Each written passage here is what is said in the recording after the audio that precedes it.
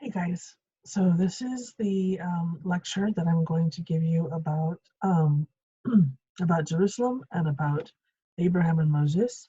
Um, it shouldn't take long, probably less than half an hour, which is good because it's Friday and we want to kind of get to the weekend, right?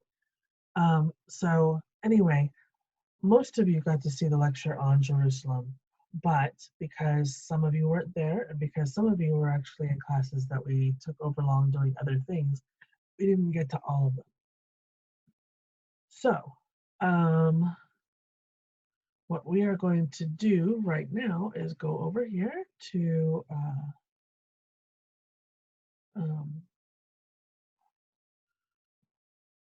not there. Hold on just a second to, I don't even know what I'm seeing right now. I don't know what your screen is. So hold on just a second. Let me pull this up real quick. This is going to be our lecture on Jerusalem really quickly.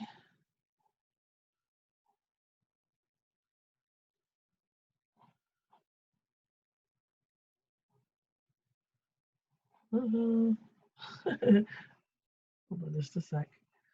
One of these days I'm going to get used to doing all this stuff, but right now it's still kind of a mess, so just be patient with me.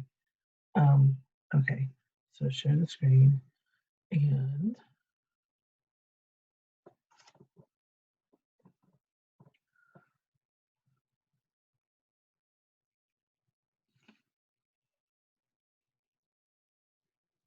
I think it's here. Yeah, okay. So,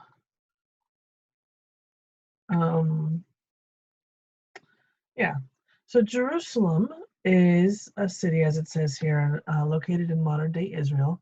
It's an old, very, very old city. There are lots of incredible things that have happened there in its 5,500 year history. People started to settle there in that Israel Valley, right on the edge um,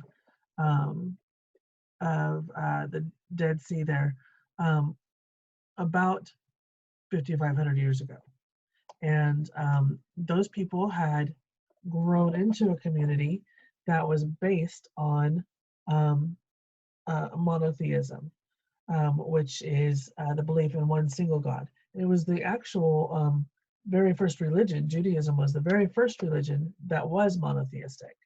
Um, so most of the people that settled there were people that came into Canaan um, from Mesopotamia, who were led there by Abraham, which we'll learn in the next section. But Abraham was he was a shepherd in Mesopotamia, and God came to him in a dream and told him that he was going to be the father of a great nation. At that time, he was known as Abram, which means uh, great father, and Abraham actually means father of a nation. So he changed his name to Abraham to accompany that. So they settled in Israel, and for thousands of years they lived there. And um, about 1000 BC, um, uh, uh, uh, David became the king. Um, he was uh, he was made the king again based on a dream given to a man who was a prophet named Samuel. And David was also a shepherd. He started off as a shepherd, and then when he was made the king, he actually conquered all of Jerusalem, and as part of Israel, Jerusalem was the city that is now the capital of Israel. Canaan is, I think, north of Jerusalem, and so King David came into Jerusalem, conquered it, and made it the capital of the Jewish kingdom. And his son Solomon um, also became the king after him. He built the first holy temple about 40 years after his dad had conquered Jerusalem.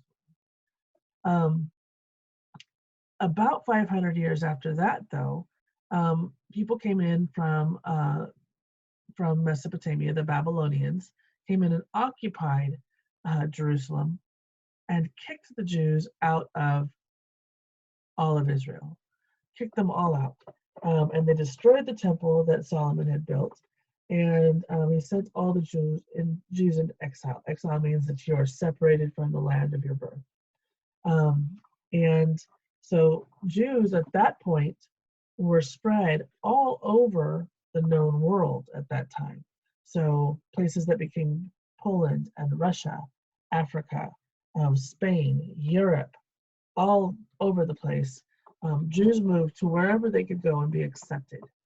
And that particular time where they were spread out like that was called the diaspora, which means to spread out. About 50 years after that, another king came along who ruled over the Jews, and his name was King Cyrus, and he was Persian.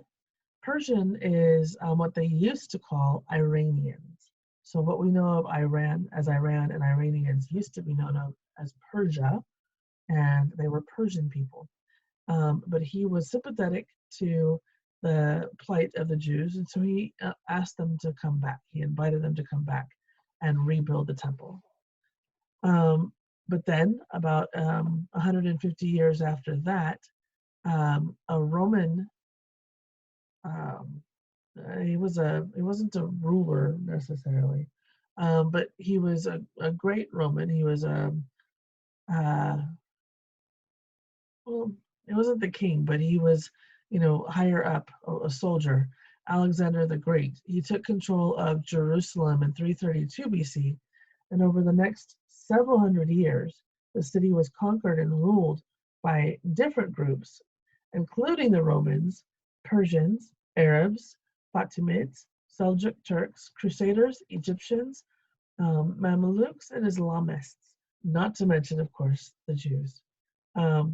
Some key events with religious implications that took place in Jerusalem during this period of time was that in 37 BC, so 37 years before Jesus was born, King Herod, he was Roman, but he was very sympathetic to the Jews, and in fact considered the Jews to be his people. He restructured the Second Temple, invited the Jews to make the Second Temple and added retaining walls to it, so that it would be more difficult to destroy. 37 years after that, Jesus was born, and Jesus was killed in the year 30 AD. He was crucified on a hill called Golgotha outside of Jerusalem. The Romans were still controlling the city at that time during the whole period of time. And in fact, if you look at your vocabulary for the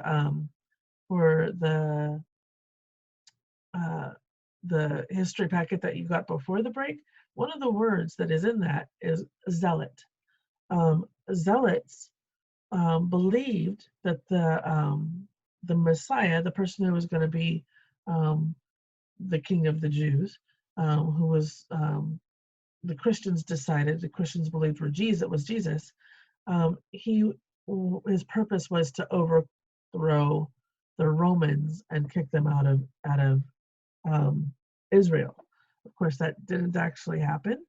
Jesus was born, and he is believed to be the Messiah of Christian lore, but his goal was not just to kick out the Romans and not to just destroy the oppressors of Jews in Israel, but to bring about a greater, more important peace throughout the world. So the Romans remained in control of Jerusalem during that time, and in in the year 70 AD, actually destroyed the Second Temple. That temple is still there, not the temple, but the west wall of the temple. And I'm going to see if I can't find a picture real quick. Jerusalem. um, pictures. So the western wall of the temple is still there. Um, it is part of the rules of being a Jew in the world that if you are Jewish, you must make a pilgrimage at some point in your life to Jerusalem. And one of the things that Jews do is they go to the Western Wall, they touch the wall, they write out prayers and fold them up in a piece of paper and stick them into the cracks of the walls and pray there. Um, and it's a very important thing that they do. So this right here is the Western Wall. Let's see if we can bring it up. And you can see that Jews are all gathered here to pray. There's several Jews right over here along the wall that they're touching it. They put their head against it and they pray. Okay, so that is Jerusalem, and now on to let's see here.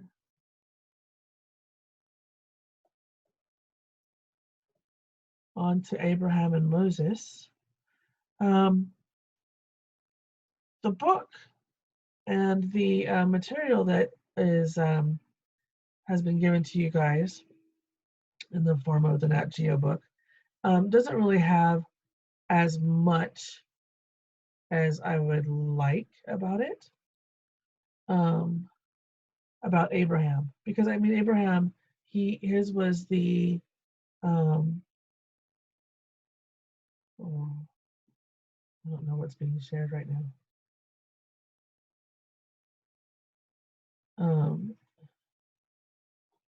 Let's go over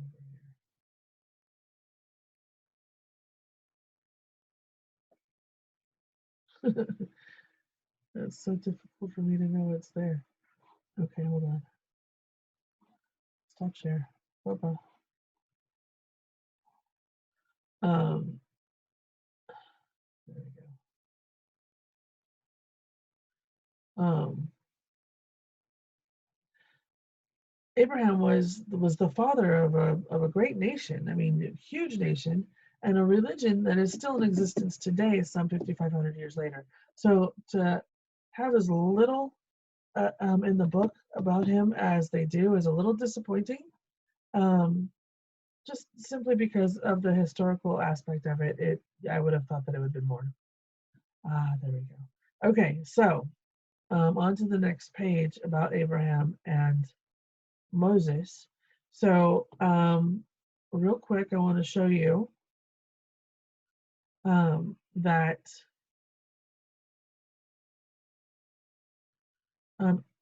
right here, just to give you perspective, just right in here is about where Israel is. It's very small, it's very tiny when you back it up against the whole thing. This right here is just the very, very upper right hand corner of Africa. And this is the Nile River, of course. This right here is where Abraham was when he spoke to God, and God told him that he was going to be the father of nations.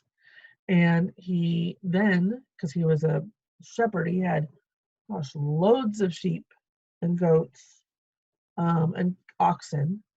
And he took, his whole family and all of his animals that he shepherded, and they walked all the way up here.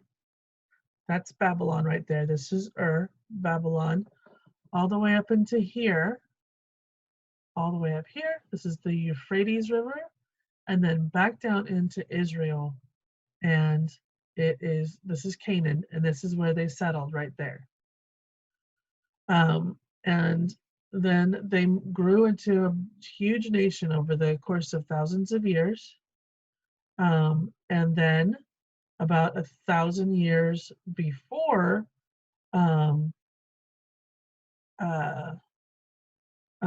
Jesus was born, King David, who came from here, conquered Jerusalem, and Jerusalem is right in here on the Dead Sea. Um, so that right there is good to know. And then I'm going to tell you the story of Moses because, again, Moses is barely even mentioned, and it's really important. So we mentioned the diaspora, but let me see if we can. We'll go back to this map in just a minute. It talks about how the Jews came into Egypt, right about down in here. It says the land of Canaan sometimes became too dry for growing crops. So according to the Hebrew Bible, a devastating drought or dry period caused such a severe shortage of food that the Hebrews left Canaan and settled in northern Egypt, perhaps around 1650 BC, so before King David. Here, the Pharaoh, who was, of course, like the king, enslaved them to work on his building projects. And around this time, the Hebrews became known as the Israelites, those who are from Israel. So hold on just a second, and I'll go back to that map because this is very important. So because of the drought that happened here, the people moved from here right into here. And this is a good place to live if you need more water than you had where you live, because this right here, the Nile River flows right up here. Once a year, it floods the river basin, and that's where they get a lot of their ability to farm all along the Nile. And so all the building projects were happening up here. If you remember when we were talking about um, the cities of Mesopotamia, we included up here, and this is where they were building the pyramids. So the lore is that the Jews were enslaved to assist the Pharaoh in building the pyramids.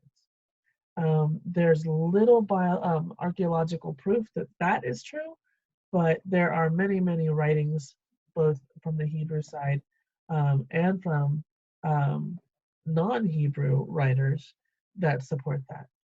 So Moses was part of the Israelites that lived in this area.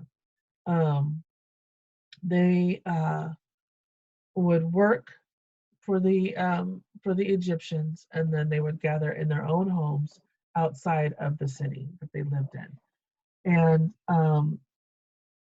there was, similar to the story of Jesus, there was a rumor that went around that a great Israelite or a great person was going to be born out of the Israelite community that was going to overthrow the Pharaoh.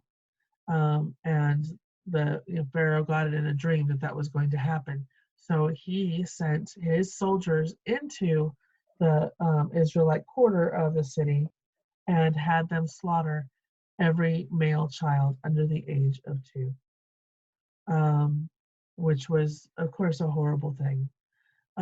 But Moses' mother got a dream that that was going to happen, and so she worked very hard to save her son. And so what she did was she wove a basket, and her son was, a baby. Wove a basket and painted it with pitch, which is like tar, and put Moses into the basket and floated it on the Nile River, and giving it, basically just saying, God, whatever your will is for my son, let it happen. And so that happened. And then, but Moses' sister watched the basket as it floated up the Nile. And it was actually picked up by the daughter of the Pharaoh as it came in closer to where their palace was. And the daughter of the Pharaoh decided to take the baby and raise it as her own. So as Moses grew, he became very well known. He was raised as royalty. He was seen as royalty and as somebody that had a lot of authority in the kingdom, in the Pharaoh's land there. And as he grew up, that's how he was known. And there was a precipitating factor. Something happened where he got into an argument with somebody, someone of the builders, and he struck the builder and hit him.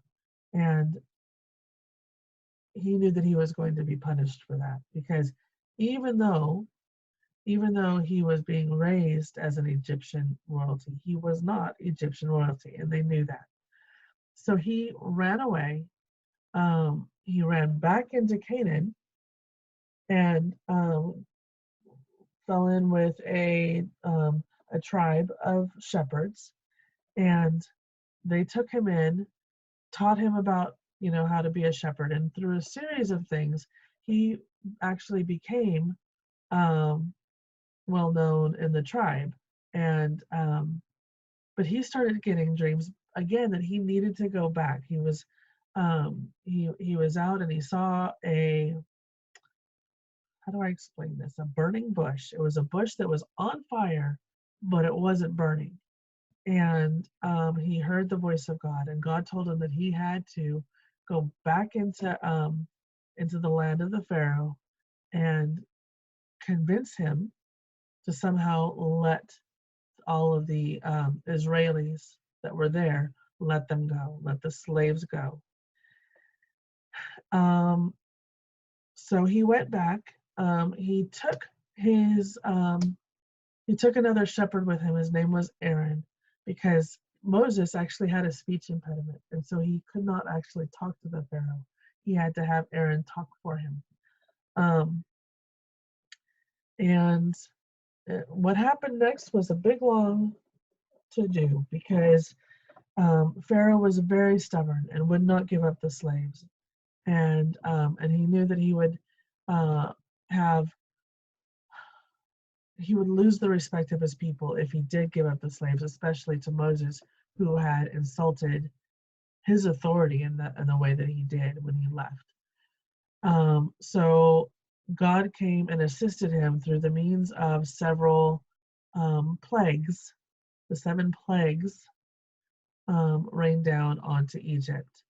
The first one was that God turned all the water into blood. So any water that was coming from the Nile, from the oceans, everything was turned into blood, and they had nothing to drink. Um, and so it went. God sent down locusts. God sent down a plague of frogs, just frogs. And he rained fire down from the sky. Well, finally, on the night of the last plague, God said that he told Moses to tell all the Israelites that they needed to slaughter a clean lamb, meaning that it had no blemishes, and take the blood of that lamb and wipe it on the lintel post that was above their doors, to paint it on the lintel post. And he would know by that mark to pass over that house, to not go into that house. But all other houses that did not have the blood of the lamb over their house, he would go into their home and kill their firstborn child, as sort of as a revenge for what Pharaoh had done to the Israelites prior. And as it turned out, he went into the house of Pharaoh and killed Pharaoh's son. And it was only when that happened that he relented and allowed all the Israelites to go. So Moses then gathered all the Israelites and started to walk them out of the city. And Pharaoh got mad about it all over again and started to chase him out. And so they got to a part right in here. You see right here is the Red Sea. Well, it goes right up in here, and it narrows quite a bit, but it's still a pretty long jaunt across. They get to this edge of the Red Sea, and then Pharaoh and his soldiers, the Egyptians, are bearing down on them. And so Moses, God with Moses' help, or Moses with God's help, parted the waters of the Red Sea, and the Israelites walked on the ground on the bottom of the sea, while the waters were formed walls on either side of them, and escaped the city that way. And the Egyptians tried to chase them. And as the last Israeli was leaving the water, the waters collapsed and killed a great portion of Pharaoh's uh, army. So that was a really, really big deal. If you want to see more of that, there is a movie. It was an illustrated movie that came out a few years back that was really kind of good called The Prince of Egypt. But from then on, they wandered all over this area. They spent 40 years. Moses led them for 40 years through the desert, all over the place. They were like all over here, all down in here, all around. Look at that. They went into like a big old circle and went around and around and around before they finally made it back into Canaan. Now, at this point right here at the bottom, that's Mount Sinai. And we're going to learn more about what happened at Mount Sinai. And what that was he went up onto the mountain and God gave him the commandments by which the Israelites should live. So there's the 10 commandments that are basic, but there's a whole bunch of other laws that have to do with dietary things, about when you can when you go to worship, what kind of clothes you wear, what kind of crops you can grow, all that kind of stuff. And so it's, all this happened right here. We'll go back more into all of this later, but I wanted you to know the full story of Moses because I think it's a really good one. That whole thing of all the Israelites leaving Egypt is called the Exodus. And so if you ever want to read up on that, that's what you would look for, is the Exodus.